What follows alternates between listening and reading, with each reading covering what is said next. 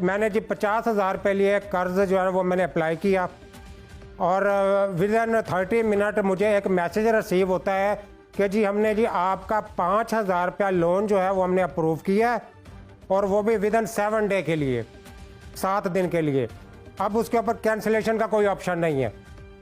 अच्छा, वो जनाब आपके गले पड़ गया जो आपने उस वक़्त अकाउंट दिया था इजी पैसा का या जो जैस कैश का, उस अकाउंट में आपको जो रकम रिसीव होती है वो होती है 3500 रुपये और आपने 7 दिन के बाद इनको वापस जो है वो जो है ना आपको 7500 रुपये आपने वापस करना है। तो वो जी आपने सर्विस फीस के नाम पे और उसके जनाब उसके जो इंटरेस्ट के नाम से आपसे पहले भी पैसे काट लिए। 7वें दिन जनाब ये आपको जनाब कॉल करना शुरू कर देते हैं कि भाई आपके जनाब कल ड्यू डे है और जनाब आप हमें पैसे जो है ना वो फौरी तौर पे वापस कर दें। अब एक आदमी जो नुमाइंदे से बात कर रहा है वो कहता है कि भाई मैंने तो आपको 90 डेज़ के लिए अप्लाई किया है लोन, आप मुझे 7 दिन के लिए 7 दिन के बाद पैसे वापस मांगना शुरू कर दिए। हाउ इज़ पॉसिबल कि भाई एक आदमी अपनी ज़रूरत के लिए, अपनी ज़रूरत पूरी करने के लिए ये पैसे इनसे लोन की मद में ले रहा है, वो अपनी ज़रूरत पूरी करने के लिए ये पैसे इस्तेमाल करेगा या इंटरेस्ट लगाकर 7 दिन के बाद ये पैसे आपको वापस करेगा। अब जनाब वो आप कहते हैं जी अब मेरी मजबूरी बन गई है, मैं आपको जनाब 7 दिन में पैसे वापस कैसे करूं? वो कहते हैं हम कुछ नहीं जानते, आपके मोबाइल का तमाम डेटा हमारे पास है, आपके तमाम फैमिली की कॉन्टैक्ट लिस्ट हमारे पास है, अगर आप हमें 7वें दिन पैसे वापस नहीं करते तो मजबूरन हम आपकी फैमिली को कॉल करना शुरू कर देंगे। फेक नंबरों से जनाब मुझे कॉल की गई, मुझे थर्ड किस्म के मैसेजेस किए गए, मेरे व्हाट्सएप के ऊपर मेरी ही सेल्फी लेकर, मेरी सेल्फी को एडिट करके पिक्चर बनाकर उन्होंने जनाब वो मेरे जब मुझे व्हाट्सएप करके मुझे दी गई और वो जो व्हाट्सएप किया गया वो इंटरनेशनल नंबर से किया गया, पाकिस्तानी नंबर इस्तेमाल नहीं हुआ।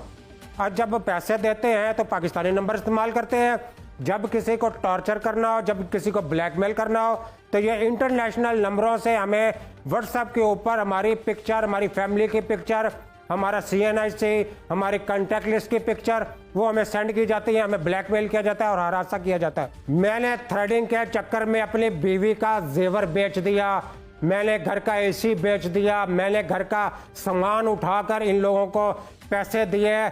मेरा अब इनकी वारदात ये होती है कि जी आपके पास अगर टोटल रकम नहीं है तो आप ऐसा करें एक्सटेंड अमाउंट जो है वो आप मेरे जमा करवा दें। वो एक्सटेंड अमाउंट जो है वो सूद की मद से कटेगी नहीं, डिडक्ट नहीं होगी। वो इसी तरह होगा कि आपने एक्सटेंड अमाउंट जो है वो जमा करवा देनी है और वो आपको टाइम ड्यूरेशन बढ़ेगा 7 दिन का। आपकी एक्चुअल अमाउंट जो है वो इस वक्त वहीं की वहीं रहेगी।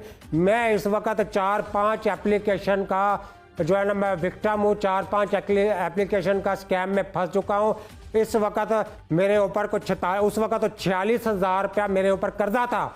आज मैं इन 46,000 कर्जे के ऊपर 2,70,000 रुपया इंटरेस्ट की मद में एक्सटेंशन कराते कराते कराते कराते 2,70,000 रुपया इनको पे कर चुका हूँ, जिसके मेरे पास एविडेंस मौजूद है, मेरे बैंक स्टेटमेंट मौजूद है, हर चीज़ उसमें मौजूद है कि 2,70,000 रुपया 46,000 के ऊपर मैं इनको दे चुका हूँ। और लेकिन मेरा अभी भी लोन क्लियर नहीं हुआ।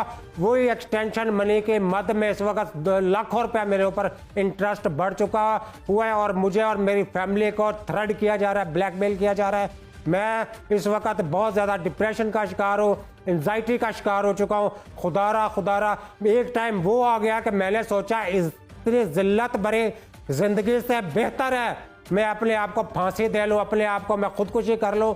जिल्लत की ज़िंदगी से अच्छा है कि माशरे में मेरी इज्जत की इन्होंने धज्जियाँ उड़ा दी, कहीं भी मुझे उठने बैठने के काबिल नहीं छोड़ा। मैं एक अकाउंट डिपार्टमेंट में जॉब करने वाला एक सैलरी पर्सन इंसान हूँ। मैं एक माशरे में मेरी इज्जत थी, इन लोन एप्लीकेशन ने मेरी इज्जत की धज्जियाँ उड़ा दी, मेरे ऑफिस के नंबर पे कांटेक्ट किया। इस वक्त मेरे मोहतात अंदाजे के मुताबिक 3 करोड़ गरीब अवाम जो है वो इनका शिकार हो चुकी है। हमारे अदारे जो हैं वो अभी तक सोए हुए हैं, इनके खिलाफ कोई एक्शन लेने को तैयार नहीं है। हमने हज़ारों के हिसाब से इनके खिलाफ एप्लीकेशन FIA साइबर क्राइम में पुटअप की हैं, अभी तक हमें उनकी तरफ से कोई आउटपुट नहीं आया।